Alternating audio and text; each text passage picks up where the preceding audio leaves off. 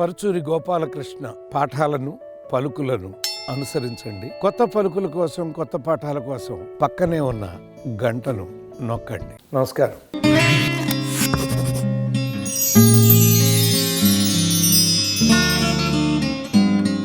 ఈ రోజున అన్నగారితో మా తొలి సినిమా అనురాగదేవత దర్శకులు తాతినేని రామారావు గురించి మాట్లాడుకుందాం. అనురాగదేవతకి మేము రచయితలు అని ఓకే అయ్యే వరకు తాతినేని రామారావు మాకు తెలియదండి. ఎన్టీ రామారావు గారు హైదరాబాదులో మా అన్నయ్యని పిలిచి ఈ సినిమాకి మీరు రచయితలు అని చెప్పిన తర్వాత నేను 1980 జూన్లో హైదరాబాద్కు వచ్చాను. మా అన్నయ్య ఏం చెప్పాడంటే, నేను నాగేశ్వరరావు అభిమానండి, మా తమ్ముడు మీ అభిమాని అనగానే అన్నగారికి ఎంత ఇది ఉంటుంది కదా, ఓహో ఇతను నా ఫ్యానా అని. అలా వచ్చి నేను అలా చూస్తున్నాను అంతే. అయినాక నవ్వారు ఆయన, రామారావు బ్రదర్ మనం చాలా రోజులు కలిసి ఉంటాం, ఇది వినండి అని. అంటే నేను మీకు ఒకసారి చెప్పా, నా జీవితంలో ఆయన్ని మెరుపుల్లాగా చూశానండి. ద్వారకా హోటల్లో ఆ రోజుల్లో మాకు డైరీ ఫామ్ ఉండేది.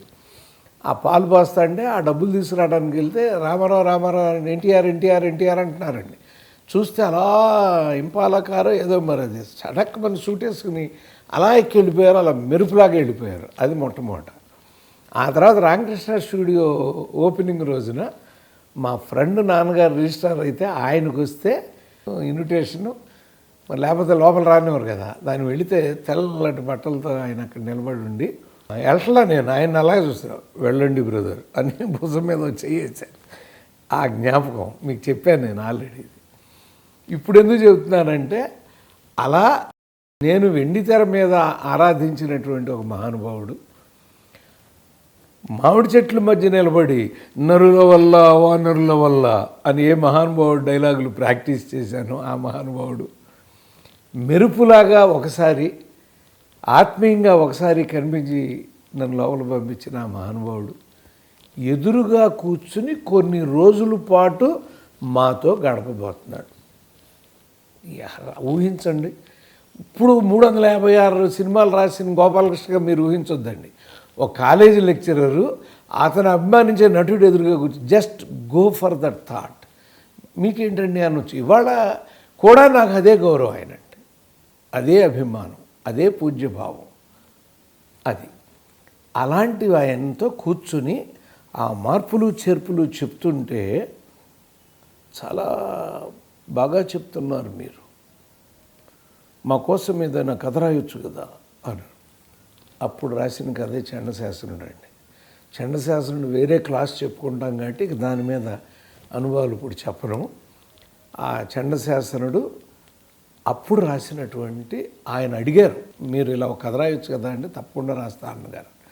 ఆ తర్వాత మద్రాసులో షూటింగ్ మొదలు తాతినేని రామారావుతో లింకు, డైలాగ్ రీడింగ్ అండి. మీకు ఒకసారి ఎక్కడో పాఠాల్లో చెప్పాను నేను. జయసుధ గారి భర్త ఎన్టీ రామారావు, ఈ పాత్రకి ఆ పాత్ర భర్త. ఆయన చనిపోయారనుకుని ఈవిడ దిగులుతో ఉంటుంది.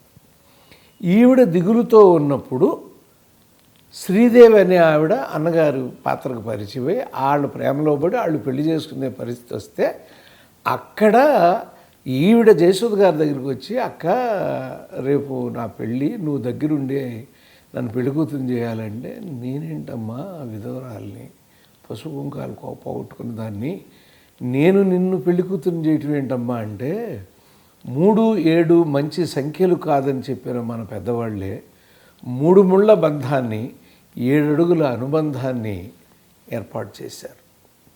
డైలాగ్ చాలా బాగుంది కదండి. మీరే రాశారనుకోండి, డైరెక్టర్ తీయమంటే తీయబుద్ధి అవుతుంది మీకు. ఏంటి సార్ ఇంత డైలాగ్, సరే నువ్వు అంత కోరుకుంటున్నాను ఉంచుతానయ్యా, కానీ ఇది మాత్రం కరెక్ట్ కాదు అన్నాడు. కరెక్ట్గా విజయవాడ థియేటర్లో చూస్తున్నప్పుడు అక్కడ చప్పట్లు కొట్టారండి. నేను మళ్ళీ మద్రాసు వచ్చినప్పుడు, ఏంటి సార్ డైలాగ్ బాగాలేదన్నారు, చప్పట్లు కొట్టారండి అక్కడ థియేటర్లో అన్నారు. అదే తప్పయ్యా. అయ్యో పాపం జయసుధ తన భర్తని తెలియక ఈ అమ్మాయిని పెళ్లి కూతుర్ని చేసి అతనికి ఇచ్చి పెళ్లి చేస్తుంది అంటాను, కన్నీళ్లు రావాల్సిన సన్నివేశం అయ్యా అది. నువ్వు చప్పట్లు కొట్టించేసరి కన్నీళ్ళు పోయిన ఎలిమినేట్ అయిపోయింది కదా సీను. అంతే. ఆ రోజు నుంచి అలాంటి సిచ్యుయేషన్ వచ్చినప్పుడు అద్భుతమైన మాట పొరపాటున కాగితం మీద పడినా నేను దిగిపోయినా మన్నయ్య అన్న అలా రౌండ్ చేసేవాడు. వద్దురా ఇక్కడ డిస్టర్బ్ అవుతుంది ఆడిటోరియం అని. ఇంకా చిన్ని మాటకు కూడా మీకు ఒకసారి చెప్పాను నేను, ఖైదీలో మంచి మూడ్ రండి, చిరంజీవి గారు మాధవ్ గారు మాట్లాడుకుంటాండే పక్కన సంయుక్త ఇదిగో కొత్త ఆంటీ అందుకు గొల్లుమన్న వేరు ఉలిక్కి పడ్డామండి. నేను అయ్యో ఇదేంటి ఈ డైలాగ్ ఎందుకు రాసేవారు అంటే ఇదిగో ఆంటీ అంటే నవ్వేవారు కాదండి, కొత్త ఆంటీ అనేసరికి నవ్వారండి. ఇవి కొత్తగా వచ్చే రచయితలు నేర్చుకోవాలని నేను చెప్తున్నా మీకు. అది అందుకు తాతినేని రామారావు గురించి ఇలా చెప్పానండి. తాతినేని రామారావుతో అనురాగ దేవత రిలీజ్ జనవరి 9, 1982. పరుచూరి బ్రదర్స్ అంతకుముందు పరుచూరి డాష్ గోపాలకృష్ణగా మీకు కనపడిన 9 సినిమాల్లో కనపడిన పేరు పరుచూరి బ్రదర్స్గా కనపడిన అనురాగ దేవత దర్శకుడు తాతినేని రామారావు అండి. ఆయన చాలా సౌమ్యుడు. ఆయనతో మా ప్రతి సినిమా హిట్టేనండి. తర్వాత ప్రెసిడెంట్ గారు అబ్బాయి బాలకృష్ణ సినిమా, నందమూరి బాలకృష్ణ గారి సినిమా, అది సూపర్ హిట్ అయిందండి.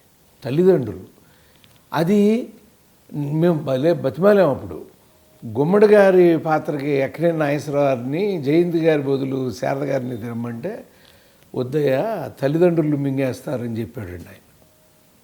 వాళ్ళిద్దరు కనుక వస్తే తల్లిదండ్రులు కథ అవుతుంది, కొడుకు కథ అవ్వదు. ఇది బాలకృష్ణే తల్లిదండ్రుల కోసం ఏం పాటుపడ్డాడని ఉండాలి తప్ప అంత పెద్దాళ్ళు వస్తే కొడుకు ఏంటి వాళ్ళు కాపాడేది, వాళ్ళే కాపాడుకోగలరు కదా అన్నాడు. చూడండి ఎటువంటి పెద్ద వాళ్ళ దగ్గర మేము ఎర్లీ డేస్లో ఒక తాతినేని రామారావు, బాపయ్య గారు, రాఘవేంద్రరావు గారు, ఇలా చాలామంది పెద్దలతో, రామారావు గారు, కృష్ణ గారు, ఇలా వీళ్ళందరూ, అక్కినేని నాగేశ్వరరావు, వీళ్ళందరూ ప్రతి సినిమాలో ఏదో ఒకటి చెప్తూ ఉండేవారండి. అవి మా మస్తిష్కంలోకి వచ్చేసి ఓహో ఇదా, అది కరెక్ట్ అండి. మళ్ళీ అది ఆయన చెప్పింది కూడా కరెక్టే.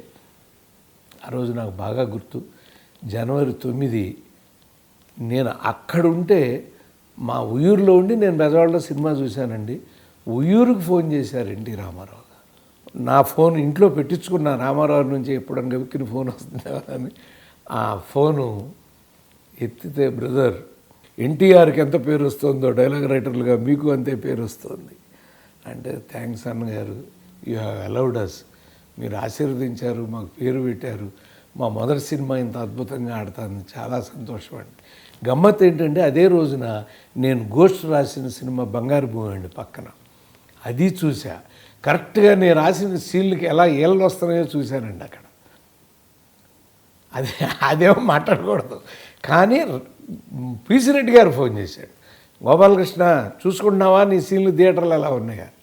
అలా అంటే అంత పెద్దవాళ్ళు అయ్యి ఉండి మనం వాళ్ళకి మొక్కాలి, కానీ వాళ్ళు మనను గుర్తుపెట్టుకుని మన ఇంటికి ఫోన్ చేసి ఆశీర్వదించడం అవుతుందే, అది ఆ గొప్పతనం అండి. మళ్ళీ ఆ తర్వాత ప్రతి సినిమా, ఆయనతో చేసిన ప్రతి సినిమా హిట్ అయింది. ఎంత ఆత్మీయంగా ఉండేవాడంటే ఆయన, ఎన్నో చెప్తూ ఉండేవారండి. ఫైనల్గా 333 3 తరాలు, 33 సంవత్సరాలు, 333 సినిమాలు. ఆ ఫంక్షన్కి మద్రాసు నుంచి వచ్చాడండి ఆయన. హైదరాబాదులో ఉన్నవాళ్లే కొంతమంది రాలేకపోయారు, కానీ ఈయన మద్రాసు నుంచి వచ్చారండి. మద్రాసు నుంచి వచ్చి మమ్మల్ని ఆశీర్వదించాడు. అంత గొప్ప మనసు అయింది. ఇంకా అన్నిటికంటే ఏంటంటే ఆయన భార్య, మా ఆవిడ ఇద్దరు కవల పిల్లల్లాగా ఉంటారండి. ఆవిడ బేబీ అంటాం మేము. అసలు ఎలా ఉంటుందో ఆ పోలిక నాకు ఇప్పటికీ అర్థం కాదండి. అంత ఒక తల్లి కడుపును పుట్టిన బిడ్డల్లాగా ఉంటారు వాళ్ళిద్దరూ. ఎప్పటికి కూడా వాళ్ళ కుటుంబంతో, వాళ్ళ పిల్లలతో, అంకుల్ అంటే వాళ్ళందరూ ఎంతో ప్రేమాభిమానాలతో ఉంటారు. సో తాతినేని రామారావు మీరు ఇప్పుడు దర్శకత్వం చేయటం మానేశారు, కానీ మీరు తీసిన సినిమాలు టీవీల్లో చూస్తూ మిమ్మల్ని ప్రతిరోజు జనం తలుచుకుంటూనే ఉంటారు. కాబట్టి మీరు సినిమాలు తీస్తున్నట్టే. ఆ డైలాగ్ వినపడినప్పుడు మాకు గుర్తు వస్తుంది, తాతినేని రామారావు అయితే ఈ డైలాగ్ ఉండనివ్వడని. సో మీకు మా ఎర్లీ డేస్లో మమ్మల్ని ఆదరించి, ఆశీర్వదించి, అభినందించి మాకు చేయూతనిచ్చినందుకు మీకు నమస్కారం. ఇప్పుడు బి గోపాల్ బ్రదర్, రచయితలుగా మీ స్థానం అక్కడుంది, ఎందుకు దర్శకులుగా మొలకెత్తాలని చూస్తున్నారు? ఇప్పుడు 42 కథలు విన్నానండి, నాకు ఏ కథ నచ్చలేదు. రామానాయుడు గారు తిట్టాడు, నీకు ఏ కథ నచ్చదు పోవా, నువ్వు డైరెక్టర్ అవ్వలేదే కానీ.